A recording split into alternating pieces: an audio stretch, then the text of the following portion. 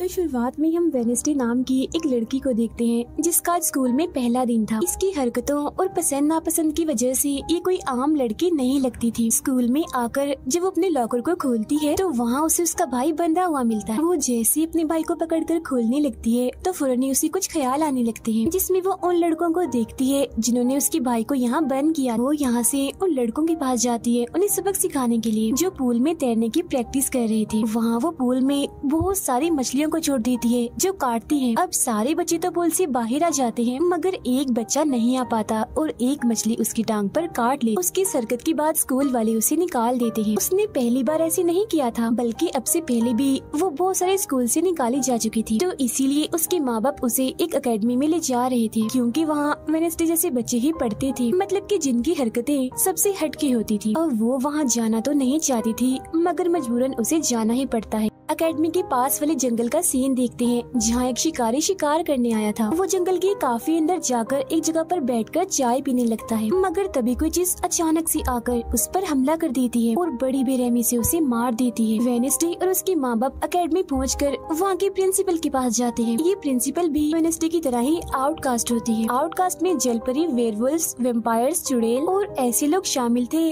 जिनमें जादुई ताकतें पाई जाती है। और इस तरह के ही सारे बच्चे इस एकेडमी में पढ़ते हैं। वेनेसडे के साथ जिसने कमरे में रहना था, यानी उसकी रूममेट, उसने कमरे को काफी रंगीन बनाया हुआ था। इसीलिए सब कुछ वेनेसडे को पसंद नहीं आता, क्योंकि उसे तो बस काला रंग ही पसंद था। यहाँ का सारा माहौल देखकर वो मुंह बना लेती है। तब उसकी रूममेट उससे पूछती है, तुम ठीक हो ना, क्या हुआ तुम्हें? जिस पर उसके डैड जवाब देते हैं, मेरी बेटी बड़ी अजीब है, काफी बोर है और बस इसे तुम जिंदा लाश समझो। अपने डैड की ये बातें सुनकर वेनेसडे उन्हें घूरने लगती है। अब उसकी रूममेट उसे पूरी एकेडमी घुमा रही थी कि तभी एक लड़का वहाँ आकर वेनेसडे से उसकी फेसबुक आईडी मांगता है, जिस पर वो कहती है, मैं कोई भी सोशल मीडिया इस्तेमाल नहीं करती, क्योंकि सोशल मीडिया हड्डियों को सड़ा देने वाली सिर्फ एक बीमारी है और कुछ भी नहीं। जाने से पहले वेनेसडे की मॉम उसे कहती है, अब तुम यहाँ से कभी भाग नहीं पाओगे। जिस पर वो कहती है, देख लीजिएगा, मैं आपसे वादा करती हूँ कि जल्दी मैं यहाँ से भाग जाऊंगी। वहाँ से जाते वक्त उसके डैड वहाँ एक हाथ छोड़ देते हैं ताकि वो वेनेसडे पर नजर रख सके। उधर जंगल में जब पुलिस छानबीन करने आती है तो उन्हें उस शिकारी की लाश के टुकड़े अलग अलग जगहों पर पड़े मिलते हैं। ऐसा हादसा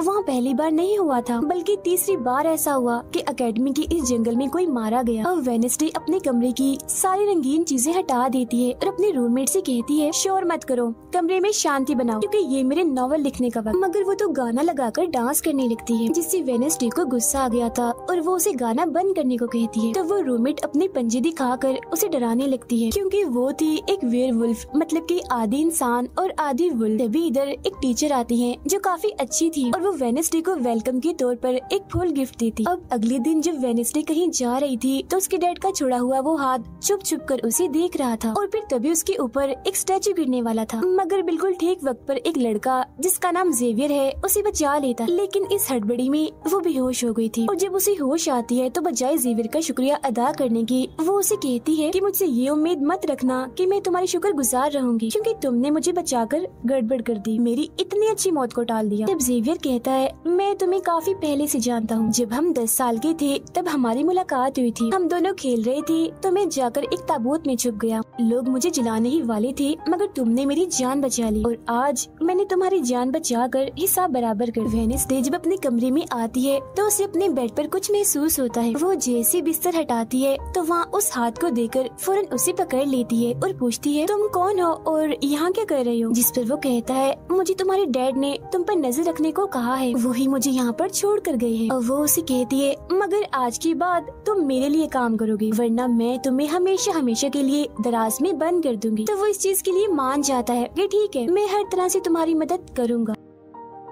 अगले दिन प्रिंसिपल वेनेसडे को एक दिमाग के डॉक्टर के पास ले जाती है, क्योंकि उन्हें भी ऐसा महसूस हुआ था कि वेनेसडे का दिमागी तवाज़ुन कुछ ठीक नहीं है। मगर वो वहाँ कोई बहाना बनाकर हाथ की मदद से खिड़की खोलती है और वहाँ से भाग जाती। भागते हुए वो एक आदमी से टकरा जाती है, जिससे फौरन उसे ख्याल आता है, जिसमें वो देखती है कि इस आदमी का अभी एक्सीडेंट होने वाला है, जिसमें वो मर गया है बड़ी बेरहमी से। मगर वो इस बारे में उस आदमी को कुछ नहीं बताती, क्योंकि उसे खून खराबा बहुत पसंद। वो एक होटल में जाती जाती है जहाँ उसकी मुलाकात एक वेटर से होती है। वो काफी परेशान दिख रहा था क्योंकि उसकी कॉफी मशीन खराब हो गई। वेडनेसडे उसे कहती है, मैं तुम्हारी कॉफी मशीन ठीक कर सकती हूँ, लेकिन इसके बदले तुम्हें मुझे स्टेशन पर छोड़ना होगा, जिसके लिए वो मान भी जाता है और वेडनेसडे उसकी मशीन ठीक कर देती है। जिस पर वो कहता है, बस थोड़ा सा इंतजार करो, मेरी शिफ्ट खत्म होने वाली है, फिर हम चलते। और वेडनेसडे जब वहाँ बैठी इंतजार कर रही थी कि तभी कोई शरारती लड़की आकर उसे परेशान करने लगती है, जिससे उसे गुस्सा आ गया था और वो उन लड़कों को अकेले ही काफी मारती है और अच्छा सबक सिखाती है। अब इतनी ही देर में उस वेटर के डैड, जो एक पुलिस ऑफिसर थे, वहाँ आ जाते हैं। तोड़फोड़ देखकर जब वो अपने बेटे से इस बारे में पूछते हैं तो वो कहता है, कुछ नहीं, बस वो लड़के कस्टमर्स को परेशान कर रहे थे, तो इसने उन्हें अच्छा सबक सिखा दिया। तभी यहाँ अकेडमी की प्रिंसिपल भी आ जाती है। उनसे सॉरी बोलकर वेडनेसडे को यहाँ से ले जाती है। रास्ते में वो उस पर काफी गुस्सा करती है कि आखिर तुमने कैसे अकेडमी से भागने की कोशिश की। तभी उन्हें रास्ते में एक एक्सीडेंट हुआ नजर आता है, जो उसी आदमी का था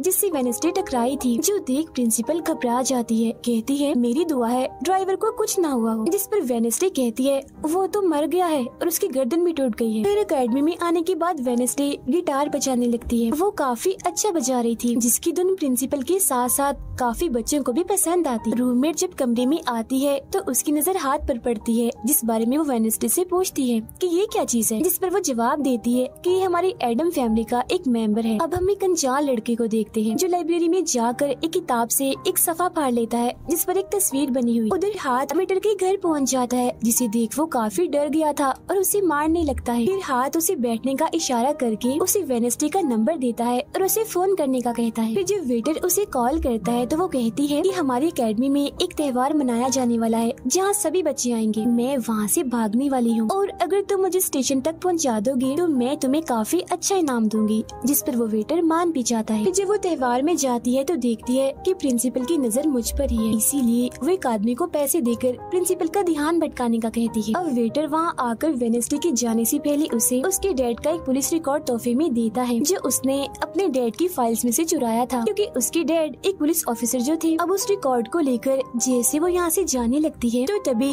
वो उस लड़के से टकरा जाती है जिसने बुक में से तस्वीर को फाड़ा था। टकराते ही वेडनेसडे को उस लड़के की मौत के ख्याल आने लगते हैं कि वो थोड़ी देर में मरने वाला है, जो बहुत ही भयानक थी। वो लड़का अब जंगल की तरफ जाने लगता है तो वेडनेसडे भी उसके पीछे जाती है और कहती है, रुक जाओ, जंगल में मत जाओ, तुम्हारी जान को खतरा है, तुम मर जाओगे। मगर तभी वो उसे अपने जादू से उड़ाकर पेड़ पर लगा देता है और कहता है, खतरा मुझे नहीं तुम्हें है, बल्कि तुम खुद ही खतरा हो और मैं सब लोगों को तुमसे बचा रहा हूँ। उस दिन स्टैचू को मैंने ही तुम्हारे ऊपर गिराया था। जिसके बाद वो उसे एक तस्वीर दिखाता है और कहता है, इस तस्वीर में तुम ही हो जिसे मेरी मॉम ने 25 साल पहले बनाया था और ये उस वक्त की बात है जब वो इस अकेडमी में पढ़ती थी। मरने से पहले उन्होंने कहा था कि इस लड़की इन्हें तुम्हें मुझे रोकना होगा, नहीं तो तुम इस अकेडमी के साथ साथ पूरी दुनिया को ही तबाह कर दोगी। वो बस वेडनेसडे को मारने ही वाला था कि तभी एक बड़ा सा मॉन्स्टर आकर उस पर हमला कर देता है और बड़ी ही बेरहमी से उसे मार देता है। इसके बाद हम वेडनेसडे को उसके कमरे में देखते हैं, क्योंकि उसने यहाँ से भागने के इरादे को खत्म कर दिया था, क्योंकि अब उसके दिमाग में बहुत सारे सवाल थे, जैसे कि मैं इस दुनिया के लिए खतरा कैसे हूँ, एक मॉन्स्टर ने आखिर मेरी जान क्यों बचाई, और साथ ही उसके डैड के खिलाफ पुलिस रिपोर्ट जिसमें उसके डैड के ऊपर एक कत्ल का इल्जाम था।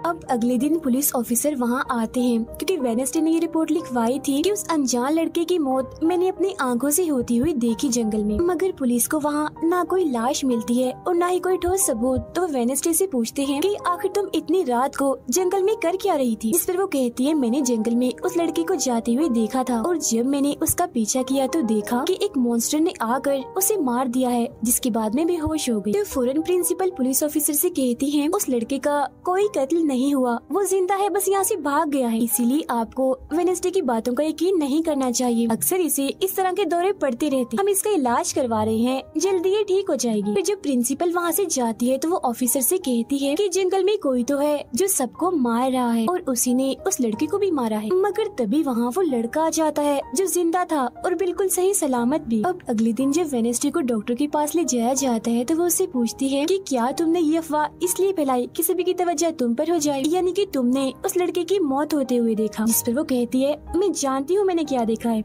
ओके मुझे तुम्हें बताने की कोई जरूरत नहीं। अगले दिन उसे पता चलता है कि उसी लड़के को बगैर किसी वजह से एकेडमी से निकाला जा रहा है, इसीलिए वो अपने साथी उस हाथ को उस लड़के के पीछे लगा देती है। अब प्रिंसिपल के कहने पर वेडनेसडे एक एक्टिविटी में हिस्सा लेती है, जिस मकसद के लिए वो क्लब ज्वाइन करती है, जहाँ उसके साथ सिर्फ एक ही लड़का था जिसके साथ उसकी दोस्ती हो जाती है। फिर जब हाथ उस लड़के के पीछे जाता है तो देखता है कि वो अपना रूप बदल रहा है, जहाँ पहले वो एक बुरा इंसान और फिर एकेडमी के प्रिंसिपल का रूप ले लेता है। जिसके बाद हाथ आकर ये सारी बात वेडनेसडे को बता देता है। अब जब क्लास शुरू होने वाली थी तो जेवियर उसे कहता है कि मेरी साथ वाली सीट खाली है तो तुम यहाँ बैठ जाओ, तो वो उसके साथ आकर बैठ जाती है। जेवियर यहाँ मकड़ी की तस्वीर बना रहा था और फिर अपने जादू से वो उसे जिंदा भी कर देता है, मगर एक ही झटके में वेडनेसडे उसे मार देती है और उसकी राख उड़ा देती है। अब एक लड़की जो काफी बदतमीज थी और विलन में थी, उसकी और वेडनेसडे के बीच काफी बहस हो जाती है, क्योंकि दोनों ही एक दूसरे से काफी चिढ़ती थी, एक दूसरे को जरा भी पसंद नहीं करती थी। और इसके बाद वेडनेसडे अपनी जगह अपनी रूममेट को उस क्लब में भेज देती है, जहाँ वो एक्टिविटी की प्रैक्टिस कर रही थी, और खुद वो अकेली ही चली जाती है एकेडमी की उस जंगल में मॉन्स्टर को ढूंढने के लिए। वेडनेसडे को वहाँ उस अनजान लड़की का टूटा हुआ चश्मा भी मिलता है, वही अनजान लड़का जिसे मॉन्स्टर को मारता हुआ इसने देखा था। और अब जैसे ही वो इस चश्मे को छूती है तो लाइब्रेरी में उसे वहाँ एक किताब भी दिखती है, तो वो उस किताब को खोजने लाइब्रेरी में चली जाती है, मगर उसे वहाँ उस तरह की कोई भी किताब नहीं मिलती। जिसके बाद वो चुपके से जेवियर के कमरे में चली जाती है, क्योंकि वो लड़का और जेवियर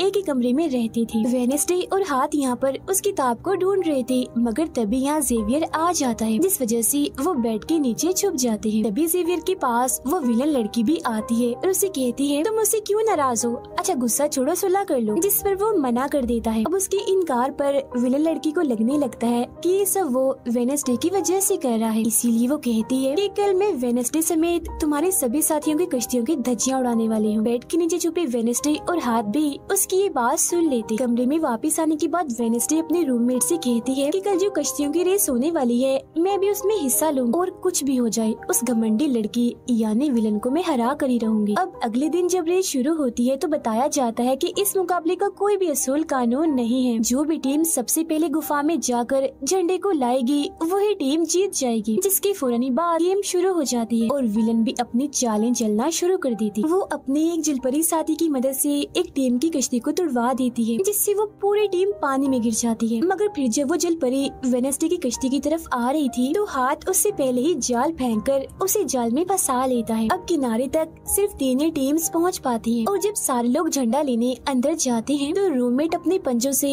जोकर टीम की कश्ती में छेद कर देती है। फिर सभी के साथ वेडनेसडे जब झंडा लेकर आ रही थी तो उसे एक ख्याल आता, जिसमें वो अपनी ही जैसी एक लड़की को देखती है जिसके हाथ में किताब थी। होश में आने पर झंडा लेकर वो वापिस से कश्ती में चली जाती है। जोकर की कश्ती तो छेद होने की वजह से वहीं पर ही डूब जाती है, जबकि जलपरी दोबारा से वेडनेसडे की कश्ती पर हमला करने लगती है, मगर हाथ पानी में जाकर जलपरी को जोर से मुक्का मार। अब वेडनेसडे अपनी कश्ती से बहुत सारे तीर निकाल कर विलन की कश्ती में छेद कर देती है, जिससे उसकी कश्ती डूब जाती है और वेडनेसडे की टीम इस रेस को जीत जाती है। अब ये 4 साल में पहली बार हुआ था जब उस विलन को किसी ने हराया था, इसलिए आज वो गुस्से में आग बगोला हुई।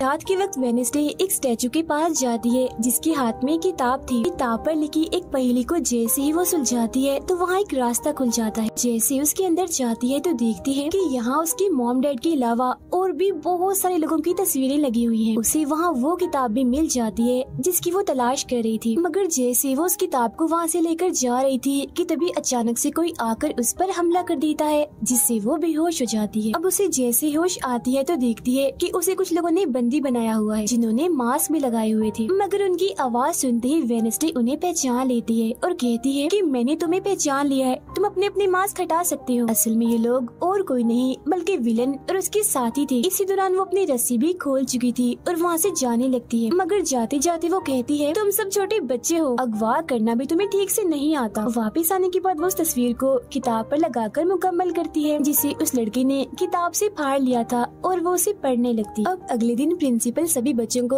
एक प्रोजेक्ट देती है जिसमें उन्हें शहर की सारी दुकानों पर जाकर काम करना था। शहर पहुंचने के बाद वेडनेसडे जेवियर को वो किताब दिखाकर पूछती है कि क्या तुम इस किताब को पहचानते हो, जिस पर वो कहता है हाँ। इस किताब को लेकर मेरे और उस लड़के के बीच में लड़ाई भी हुई थी जिसके बारे में तुमने कहा था कि मॉन्स्टर ने उस पर हमला कर दिया था। ये किताब एक जादूगर की है और 30 सालों से भी ज्यादा पुरानी है, तो तुम इसके साथ क्या कर रही हो। ये सुन वो उससे पूछती है तुम उस जादूगर के बारे में और क्या जानते हो। वो कहता है कुछ खास नहीं, अगर तुम उस जादूगर के बारे में जानना चाहती हो तो तुम्हें उसके घर जाना होगा जो काफी पुराना एक खास घर है। अकेडमी के सारे बच्चे भी अलग अलग दुकानों में जाकर काम करने लगते हैं। वेडनेसडे एक वेट्रेस बनी थी मगर उसका नखरा गुस्सा देखकर कोई भी उसे खाने की चीज नहीं लेता। वेडनेसडे का दोस्त पेस्ट्री खा रहा था कि तभी शरारती बच्चे आकर उसे परेशान करने लगते हैं और बस फिर होना क्या था, वेडनेसडे वहाँ आती है और उन्हें खूब मारती है। इसके बाद वो अपने उस दोस्त को लेकर जादूगर के घर जाती है ताकि वो सारी सच्चाई जान सके कि आखिर बात क्या है और उस किताब के बारे में भी। उसे वहाँ जादूगर की बहुत सारी चीजें और एक पेंटिंग भी दिखाई देती है। पेंटिंग में वो उसी लड़की को किताब पकड़ी हुई देखती है जो उसे गुफा के पास भी दिखी थी। उसके ख्याल में जब उनकी रेस में वेडनेसडे झंडा लेने गई, फिर उसे वहाँ इस पेंटिंग वाली लड़की की किताब भी मिल जाती है मगर वो खाली थी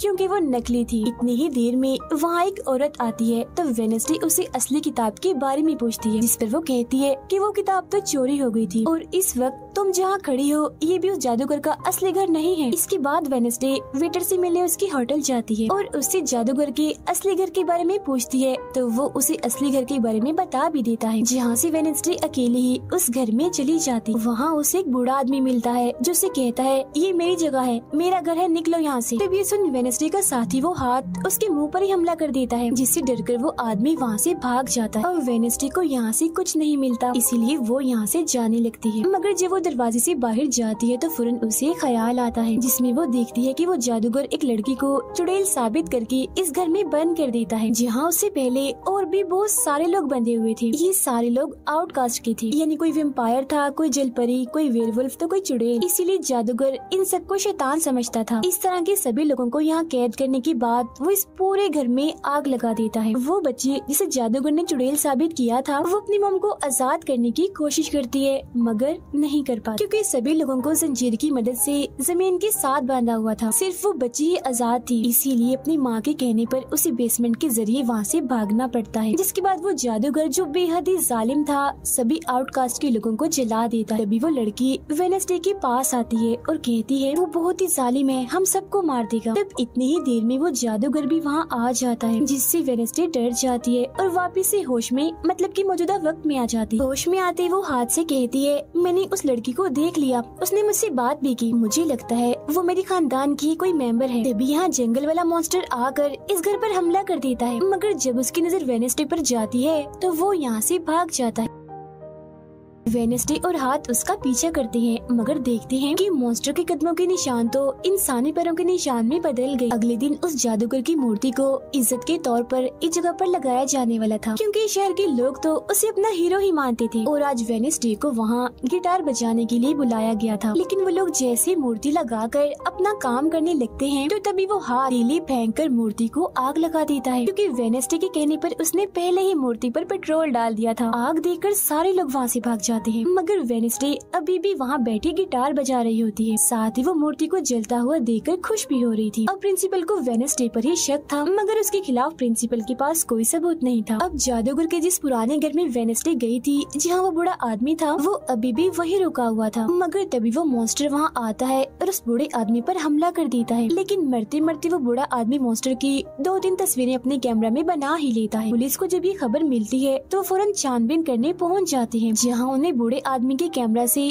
मॉन्स्टर की तस्वीर भी मिल जाती है। अगले दिन हाथ मुर्दा घर जाकर वहाँ लगे कैमरा पर कोई चीज लगा देता है ताकि जो वो करे उसे कोई ना देख सके। फिर वो दरवाजा खोलता है तो वेडनेसडे अंदर आती है। वो यहाँ दरअसल उस बूढ़े आदमी के जख्मों को देखने आई थी जिसे उस मॉन्स्टर ने मारा था। वो बूढ़े आदमी की लाश को देखकर सारा डेटा अपने पास रिकॉर्ड कर लेती है जबकि हाथ उसकी एक फाइल बनाने में लग जाता है। तभी वहाँ डॉक्टर और पुलिस ऑफिसर भी आ जाते हैं। तब छुपने के लिए वेडनेसडे एक बॉक्स मिस हो जाती है। फिर जब डॉक्टर उस बॉक्स को खुला हुआ देखते हैं तो फौरन उसे चेक करते हैं, मगर जब वेडनेसडे को उसमें पड़ा हुआ देखते हैं तो उन्हें लगता है कि ये भी एक लाश है, इसीलिए वो उस बॉक्स को बंद करके वहाँ से चले जाते हैं। मगर फिर जब हाथ उसे वहाँ से लेने आता है तो वो कहती है, अच्छा तंग मत करो प्लीज, थोड़ी देर और सोने तो, बड़ा मजा आ रहा है। फिर इसके बाद वो अपनी छानबीन से ये पता लगवा लेती है कि वो मॉन्स्टर असल में जिस्म के हिस्सों को इकट्ठा कर रहा है। फिर अगले दिन जब वो अकेडमी जाती है तो उसे जेवियर की गर्दन पर किसी के पंजों के निशान दिखते हैं। अब हम जेवियर को एक केबिन से बाहर आता हुआ देखते हैं और क्योंकि वेडनेसडे को उसके जख्मों पर पहले से ही शक था तो वो भी उसका पीछा करते करते वहाँ आ गई थी। उसे वहाँ पर बहुत सारी मॉन्स्टर की ड्राइंग्स और तस्वीरें दिखती हैं। एक तो तस्वीर को लेकर जैसी वो वहाँ से जाने लगती है तो तभी जेवियर उसे देख लेता है और जाने से रोक देता है, मगर वेडनेसडे उसका ध्यान भटकाने के लिए उसे बस एक ही बात कह देती है कि क्या तुम आज रात होने वाली डांस पार्टी में मेरे साथ चलोगे। जिसके बाद वो जेवियर की बनाई मॉन्स्टर की ड्राइंग्स ले जाकर पुलिस ऑफिसर को दे देती है, जिस पर वो कहते हैं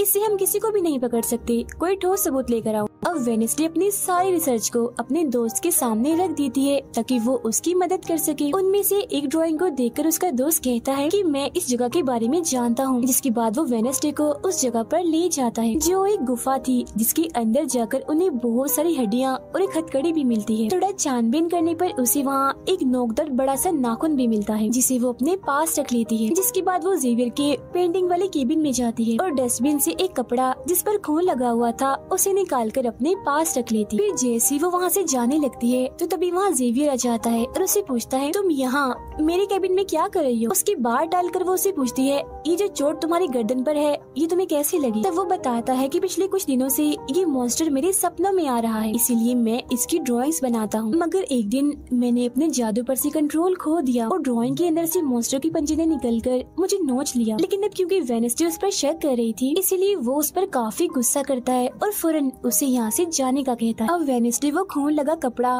और नाखून जाकर पुलिस ऑफिसर को दे देती है और कहती है, ये लो ठोस सबूत और बेशक डीएनए टेस्ट करवा लो, मेरे ख्याल से इतना सबूत काफी होगा, है ना।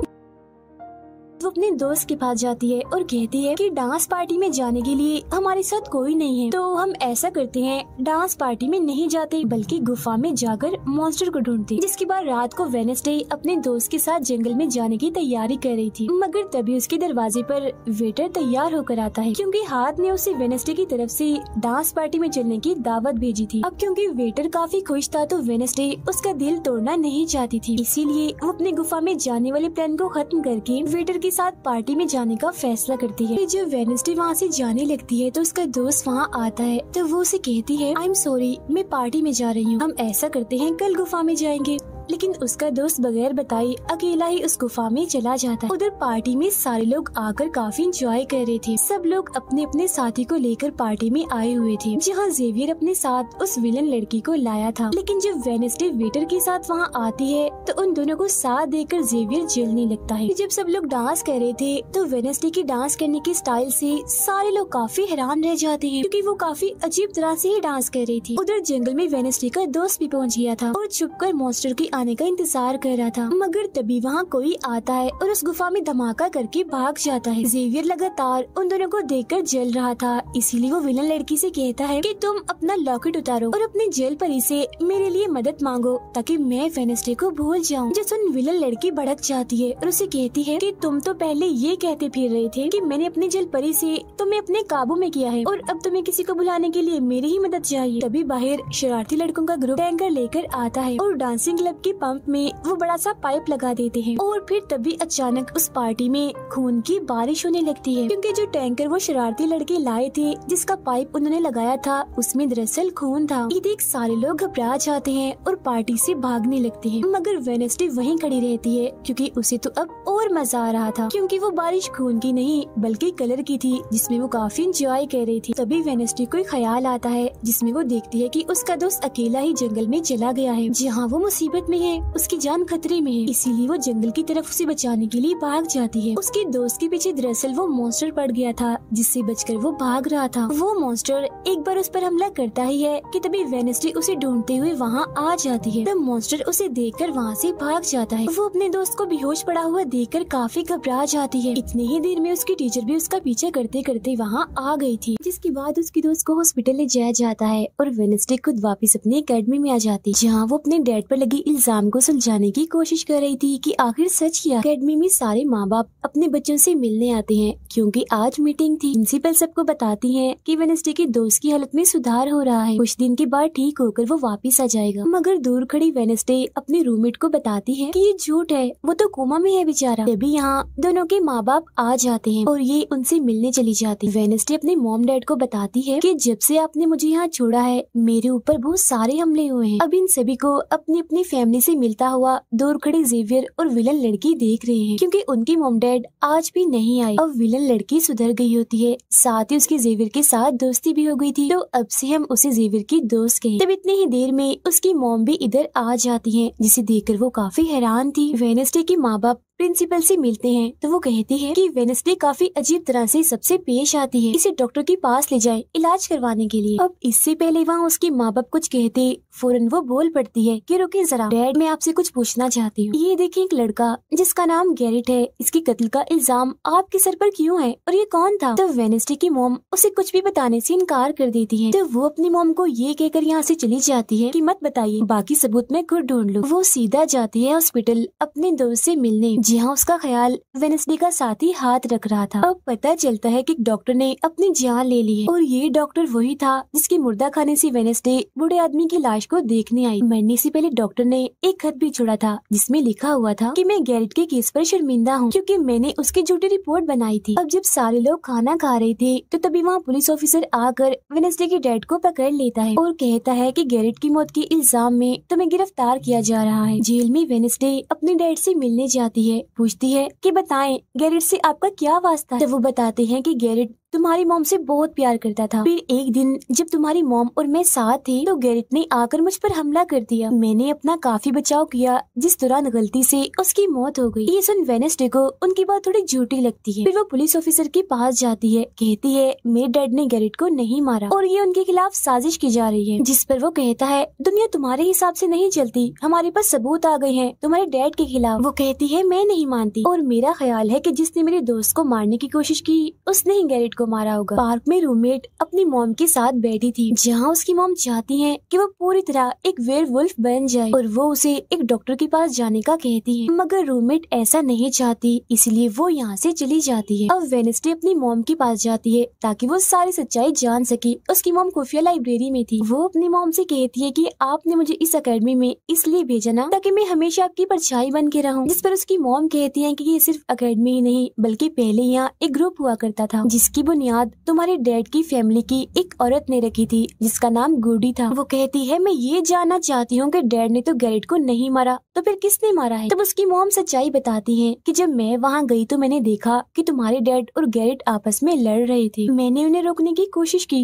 मगर गैरेट तुम्हारे डैड को काफी बुरी तरह से मार रहा था। मैंने फौरन तलवार उठा ली और फिर जैसे गैरेट मेरे पास आने लगा तो तलवार उसके आर पार हो गई और वो मारा गया। मगर तुम्हारे डैड ने मेरी जान बचाने के लिए तलवार मुझसे ले ली ताकि सारा इल्जाम उन पर आ जाए। वेडनेसडे कहती है मगर मुझे पता चला था कि जब गैरेट मरा तो उसके मुंह से झाग निकल रहे थे। ऐसा तो सिर्फ तब होता है जब किसी ने जहर लिया हो। अब सच पता करने का सिर्फ एक ही रास्ता है, गैरेट की कब्र को खोदना। जिसके बाद वो अपनी मॉम के साथ मिलकर गैरेट की कब्र को खोद देती है और वहाँ से उसकी एक उंगली ले लेती है। मगर तभी इधर पुलिस आकर उन दोनों माँ बेटी को गिरफ्तार कर लेती है। जेल में वेडनेसडे गैरेट की उंगली अपने मॉम डैड को दिखाती है, कहती है कि उसकी मौत जहर से हुई थी। मगर जैसे उसके हाथ इस उंगली पर लगते हैं उसे फौरन एक ख्याल आता है जिसमें वो देखती है कि गैरेट के डैड ने उसे जहर दिया था ताकि वो इस पूरे अकेडमी के लोगों को मार डाले। मगर जब उसकी लड़ाई वेडनेसडे के डैड से हुई तो जहर की बोतल टूट गई जिससे सारा जहर गैरेट के अंदर चला गया, जिसका मतलब साफ था कि उस दिन वो वेडनेसडे के डैड को ही नहीं बल्कि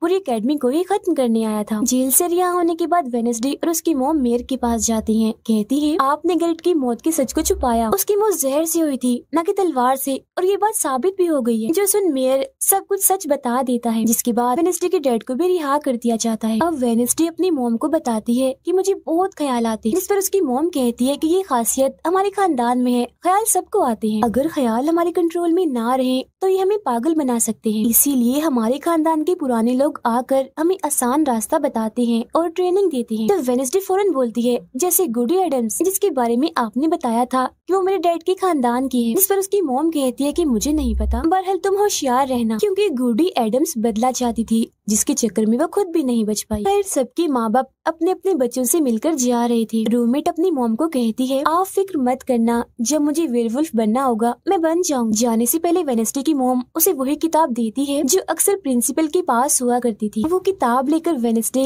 प्रिंसिपल के पास जाती है। कहती है कि उस अनजान लड़की को आपने मारा था, मैंने देखा था, जिसके बारे में मैंने कहा था कि उसे मॉन्स्टर ने मारा है, क्योंकि वो आप ही हो जो खुद को बदल बदल कर लोगों को मार रही हो। मैं ये बात अब पुलिस को बता दूंगी। जिस पर प्रिंसिपल कहती है, नहीं, उसे मैंने नहीं मारा, बल्कि वो तो अपनी ताकतों पर से कंट्रोल खो बैठा था और उस दिन उसने तुम्हें मारने की भी कोशिश की थी। इनकी बातों के दौरान इन्हें बाहर से शोर सुनाई देता है। ये चेक करने जब वहाँ जाती हैं तो पता चलता है कि बाहर ग्राउंड में आग से कुछ लिखा हुआ। अब वेडनेसडे अपने चारों तरफ मोमबत्तियां जला के बैठी थी क्योंकि वो गुडी को बुलाने की कोशिश कर रही, मगर तभी इधर उसकी रूममेट आ जाती है। साथ ही उसे एक खत भी मिलता है जिसमें कोई उसे गुफा में मिलने बुलाता है। जब वेडनेसडे अपनी रूममेट के साथ वहाँ जाती है तो गुफा के अंदर जाने के बाद उसे एहसास होता है कि यहाँ कोई है। यहाँ दरअसल जेवियर और उसके साथी थे जो वेडनेसडे को सरप्राइज देना चाहते थे क्योंकि आज उसकी बर्थडे थी। यहाँ वेडनेसडे को एक लाइन लिखी हुई दिखती है कि जब मैं लौटूंगा तो शोले बरसेंगे। इसे जैसी वो हाथ लगाती है तो उसे ख्याल आता है जिसमें वो उसी लड़की से मिलती है जो अक्सर उसे नजर आया करती थी, और ये और कोई नहीं बल्कि गुडी ही है। वो वेडनेसडे को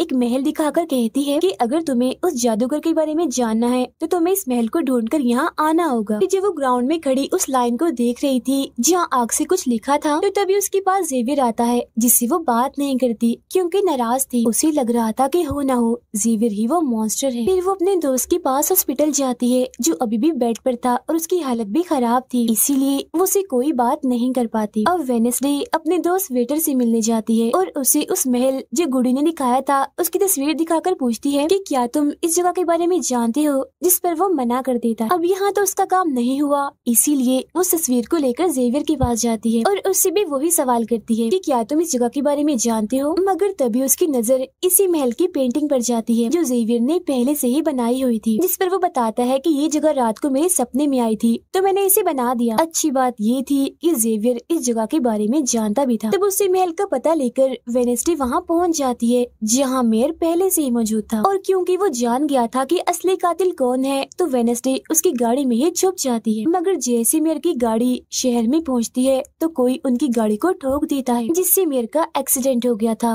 वो काफी जख्मी हो जाते हैं, उनकी हालत मरने वाली हो गई। फिर अब रात के वक्त वेडनेसडे वेटर और अपने रूममेट के साथ उसी महल में आती है। यहाँ उसे ऐसा महसूस होता है जैसे कोई इधर रह रहा है क्योंकि मोमबत्तियां गर्म थी और ये कमरा बिल्कुल साफ था। इतनी ही देर में वो मॉन्स्टर भी यहाँ आ जाता है जिससे बचने के लिए ये लोग छुप जाते हैं। ये लोग देखते हैं कि जिन जिन लोगों पर मॉन्स्टर ने हमला किया था उनके जिस्म के कटे हुए हिस्से यहाँ पर पड़े हुए हैं। अब वेडनेसडे अपने दोस्तों को मॉन्स्टर से बचाना चाहती थी, इसीलिए वो उन्हें यहाँ से ले जाती है। ये वेटर के घर जाते हैं जहाँ जैसे उसकी डैड आती है तो वेडनेसडे उन्हें कहती है कि मैं आपको कुछ दिखाना चाहती हूँ, क्योंकि वो पुलिस ऑफिसर जो थे वो जब उन्हें महल में ले जाती है तो वहाँ पर कुछ भी नहीं था। मतलब जिस्म के कटे हुए हिस्से जो पहले यहाँ पर रखे हुए थे अब वो वहाँ पर नहीं पड़े थे, जिससे पुलिस ऑफिसर को गुस्सा आ जाता है और वो कहते हैं कि आज के बाद तुम मेरे बेटे से नहीं मिलोगी। अब जब वेडनेसडे एकेडमी आती है तो वहाँ उसे प्रिंसिपल मिलती है जो कहती है कि तुम्हें मैंने कहीं भी जाने से मना किया था मगर तुमने मेरी बात ना मानकर अच्छा नहीं किया। जिस पर वो जवाब देती है, मैं सच का पता लगवाने गई थी, इसीलिए मैं माफी नहीं मांगूंगी, मैंने कुछ गलत नहीं किया है। जिसके बाद वो प्रिंसिपल को एक पेंटिंग भी दिखाती है जिसमें वो जादूगर था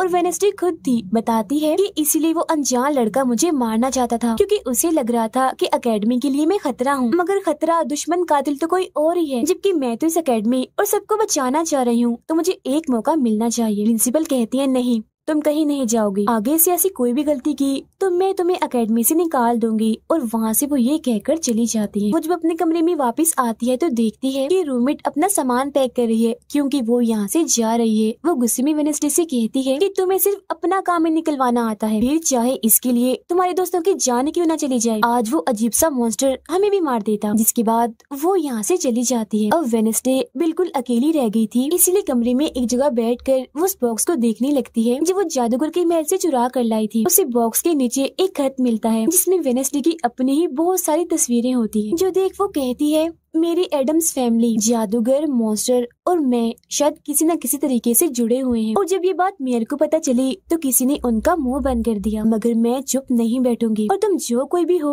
मैं तुम्हें ढूंढ लूंगी, देखना। अब मेयर की मौत हो गई थी और जब उन्हें दफनाया जा रहा था तो वेनेसडे वहाँ आती है और सोचने लगती है कि कातिल यहाँ आए लोगों में से कोई है। मगर तभी उसे जंगल में कोई दिखता है। वो पीछे करती है तो पता चलता है कि और कोई नहीं बल्कि उसका अंकल है। अंकल बताते हैं कि मेरे ऊपर चोरी का इल्जाम है तो कुछ वक्त के लिए मुझे छुप के रहना होगा। तब वेनेसडे उन्हें एक केबिन में छुपा देती है और मॉन्स्टर की तस्वीर दिखाकर पूछती है कि आप इसके बारे में कुछ जानते हैं। जिस पर वो कहते हैं मैं ज्यादा कुछ तो नहीं जानता, अगर तुम्हें इसके बारे में जानना है तो तुम्हें खुफिया लाइब्रेरी में जाना होगा। वहाँ एक तिजोरी में डायरी है जिसमें इस मॉन्स्टर के बारे में सब लिखा है। आधी रात को वेनेसडे उस लाइब्रेरी में जाती है जहाँ जेवियर पहले से ही मौजूद था। तब ये उसे कहती है जहाँ जहाँ मॉन्स्टर से हमला हुआ है वहाँ तुम पाए गए हो तो हो ना हो मॉन्स्टर तुम ही हो। मगर वो उसकी बात को अनसुनी करके यहाँ से चला जाता है। तभी इधर उसके अंकल आते हैं। ये मिलकर डायरी को ढूंढ लेते हैं जिसमें इस मॉन्स्टर के बारे में सब कुछ लिखा था कि ये मॉन्स्टर किसी के कंट्रोल में भी आ सकता है और फिर बस ये अपने मालिक के कहने पर ही काम करता है। रात के वक्त वो अपने साथी हाथ को कहती है कि मैं वेटर से मिलने जा रही हूँ,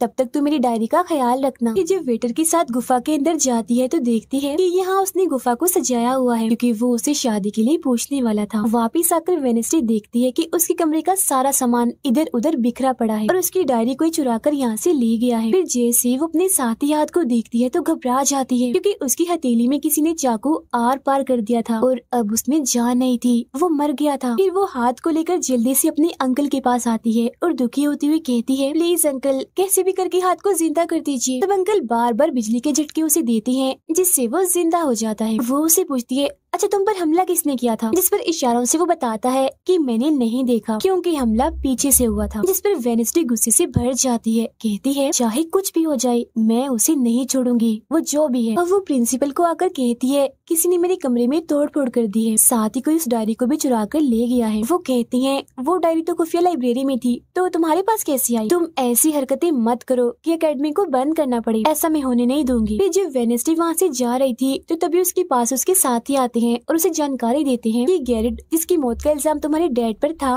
उसकी मॉम को किसी ने डबोकर मारा था और मरने से पहले उनकी सारी प्रॉपर्टी एक डॉक्टर ने हथिया ली थी। डॉक्टर नाम सुनकर वेनेसडे को दिमागी डॉक्टर पर शक होता है, इसीलिए वो सीधा उनके पास जाती है। कहती है कि मैं जानती हूँ आपके अंदर गैरेट की मॉम की आत्मा है जो सबसे अपनी मौत का बदला लेना चाहती है, अब बस कर दो तुम्हारा खेल खत्म हुआ। जिसके बाद वो यहाँ से चली जाती है। ये सारी बातें सुन डॉक्टर को जरा भी समझ नहीं आती कि क्या बोल रही थी, इसीलिए वो फौरन प्रिंसिपल को कॉल करती है। कहती है वेनेसडे आई थी, उसका बर्ताव काफी अजीब था, उल्टी उल्टी बातें कर रही थी वो। अब तभी यहाँ मॉन्स्टर आ जाता है जो डॉक्टर पर हमला करके उन्हें मार देता है। अब डॉक्टर तो मर गई थी, इसीलिए वेनेसडे की शक की सुई अब जेवियर पर आ जाती है, इसीलिए वो उसे मिलने उसके कैबिन में जाती है। यहाँ उसे मरे हुए लोगों का सामान भी मिलता है जिससे उसका शक और पक्का हो जाता है। अब तभी इधर पुलिस भी आकर जेवियर को पकड़ लेती है क्योंकि पुलिस को यहाँ पर वेनेसडे ने ही बुलाया था। अब जब वेनेसडे कमरे में आती है तो उसकी रूममेट वापस आ गई थी। कहती है तुम्हारा और मेरा कोई ताल्लुक है, मैं तुम्हारे साथ रहना चाहती हूँ, मैंने तुम्हें और हाथ को बहुत याद किया। फिर इसके बाद वेनेसडे वेटर के पास जाती है जहाँ उसे फिर से कुछ ख्याल आने लगते हैं जिनमें वो देखती है कि मॉन्स्टर और कोई नहीं बल्कि वेटर ही है जिसे वो पसंद करती है। मगर फिलहाल वो उसे कुछ नहीं कहती, उसे एक जगह पर लाती है और फिर कहती है कि जेवियर को तो फंसाया जा रहा है जबकि असली मॉन्स्टर तो तुम ही हो। मगर वो इसके लिए बार बार मना करता है। तभी यहाँ वेनेसडे के सारे दोस्त भी आ जाते हैं और वेटर को पकड़कर कुर्सी से बांध देते हैं। अब वेनेसडे उस पर जुल्म करना चाहती है मगर उसके दोस्त ऐसा करना नहीं चाहते,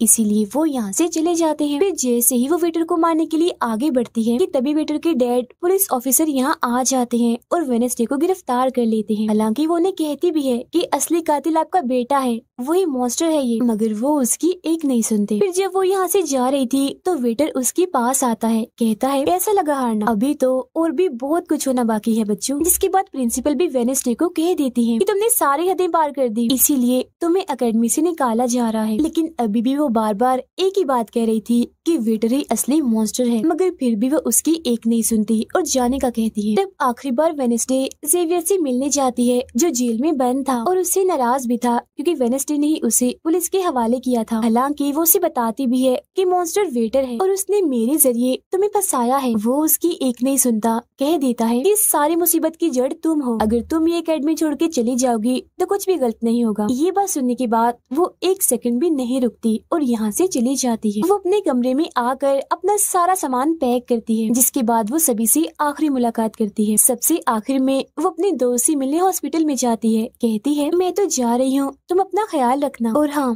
बाहर मत निकलना, बाहर मॉन्स्टर हो सकता है। और उस दिन गुफा में धमाका करने वाला और कोई नहीं बल्कि प्रिंसिपल ही थी। जिस पर वो कहता है नहीं, धमाका करने वाले के जूते लाल थे, जबकि प्रिंसिपल कभी भी लाल जूते नहीं पहनती। ये बात सुनकर वेडनेसडे को पता चल जाता है कि असली कातिल कौन है। वो अपनी उसी टीचर के पास जाती है जिसे सब पसंद करते थे और कहती है बाकी लोग तो बिला वजह मारे गए हैं, जबकि असली कातिल तो तुम ही हो। तुमने ही वेटर को अपने कंट्रोल में करके उसे मॉन्स्टर बनाया और धीरे धीरे उसे अपना गुलाम बना लिया। अपने इशारों पर नचाकर लोगों को उसके जरिए मरवाया। तभी यहाँ वेटर भी आ जाता है, जिसे वो टीचर कहती है जल्दी करो, वेडनेसडे को मार दो। लेकिन दरअसल ये वेटर नहीं थी बल्कि प्रिंसिपल थी, जो रूप बदल कर यहाँ पर आई थी। और अब टीचर प्रिंसिपल के गले में जहर का इंजेक्शन घुसा देती है, जिससे प्रिंसिपल बेचारी मारी जाती है। फिर वो वेडनेसडे को भी बांध कर जादूगर की गुफा में ले आती है। गुफा में आकर वेडनेसडे को पता चल जाता है कि जिन मरे हुए लोगों के जिस्म के हिस्सों को इकट्ठा किया गया था वो दरअसल जादूगर को दोबारा से जिंदा करने के लिए किए गए थे। तभी यहाँ टीचर जो असली विलन थी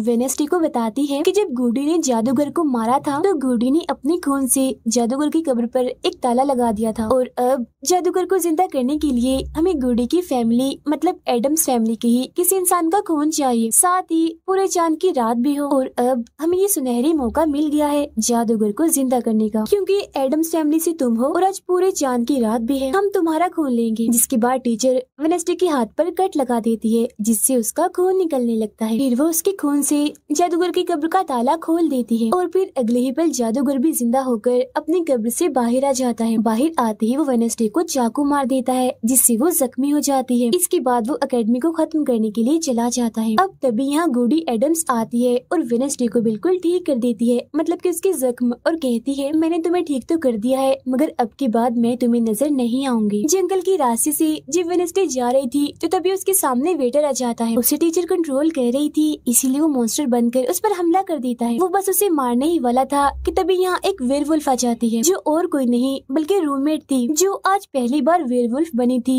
वो भी सिर्फ वेडनेसडे को बचाने के लिए। यहाँ वेयरवुल्फ और मॉन्स्टर के बीच काफी खतरनाक लड़ाई होती है, जिसमें वेयरवुल्फ मॉन्स्टर पर भारी पड़ रही थी और उसे काफी मारती है, अच्छा मजा चखाती है। इसके बाद वेडनेसडे जादूगर से लड़ने उसे रोकने के लिए एकेडमी में आ जाती है, जहाँ वेडनेसडे को बचाने के लिए जेवियर पहुँच जाता है। अब जैसे जादूगर जेवियर को मारने वाला था तो तभी सामने वेडनेसडे आ गई थी और वो बेचारी खुद जख्मी हो जाती है, मगर फिर भी वो जेवियर को कहती है कि तुम यहाँ से जाओ और बाकी एकेडमी वालों को बाहर निकालो, क्योंकि ये हम जैसे आउटकास्ट के लोगों को नहीं छोड़ेगा। जिसके बाद वो फिर से खड़ी हो जाती है, उसके हाथ में तलवार भी थी, जिसकी मदद से वो जादूगर से लड़ती है, मगर जादूगर काफी ताकतवर था, इसीलिए वो उसके सामने नहीं टिक पाती। वो बस उसे मारने ही वाला था कि तभी इधर जेवियर की दोस्त आकर जादूगर का ध्यान भटका देती है, जिस दौरान मौका देकर वेडनेसडे उठती है और तलवार के एक टुकड़े को जादूगर के दिल के आर पार कर देती है, क्योंकि ऐसा उसे गुडी एडम्स ने करने को कहा था। जहाँ जादूगर एक बार फिर से मर जाता है और उन्हें उसका जिस्म जलने लगता है और राख बनकर उड़ जाता है। जादूगर के मरते ही यहाँ वो टीचर आ जाती है, जिसके हाथ में गन थी, जिसे वो वेडनेसडे पर तान देती है क्योंकि वो उसे मारना चाहती है। मगर तभी यहाँ वेडनेसडे का दोस्त भी आ गया था, जिसके पास बहुत सारी मधुमक्खियाँ थी। वो उन सभी मधुमक्खियों को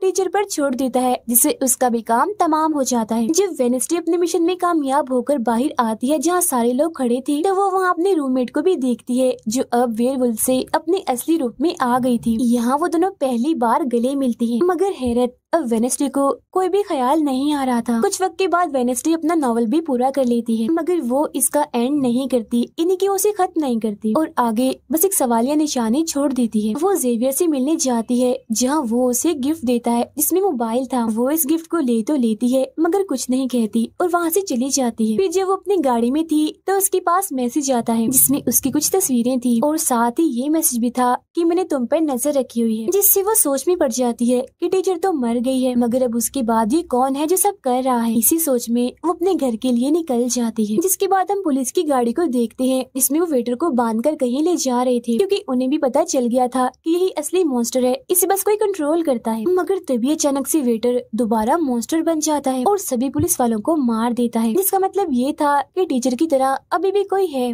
जो इसे कंट्रोल कर रहा है और वो लोगों को मरवाता रहेगा इसके जरिए। और ये अनजान इंसान वही हो सकता है जिसने वेडनेसडे को मैसेज किया, यानी कि अभी भी कोई है जो एकेडमी को बंद करवाने में लगा है और मॉन्स्टर के जरिए खून खराबा कत्ल होना आम ही रहेगा। और इसी के साथ ही ये सीजन इधर ही खत्म हो जाता है।